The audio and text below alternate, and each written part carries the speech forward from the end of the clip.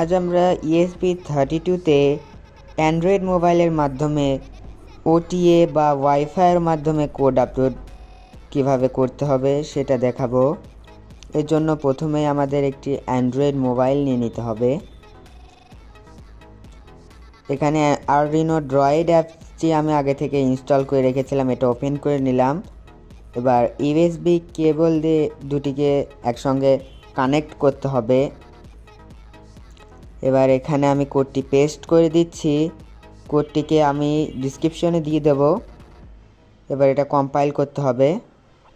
আমি এখান থেকে একটু স্কিপ করে দিলাম, না হলে ভিডিওটি অনেক বড় হয়ে যাবে। এখন এটাকে আপলোড অপশনে ট্যাপ করে আপলোড করতে হবে। আপলোডিং স্টার্ট হয়ে গেছে। ভিডিওটি ভালো লেগে থাকলে একটি লাইক এবং শেয়ার করে দিতে পারেন। আরও এরকম ভিডিওর জন্য আমাদের চ্যানেলকে সাবস্ক্রাইব করে রাখতে পারেন।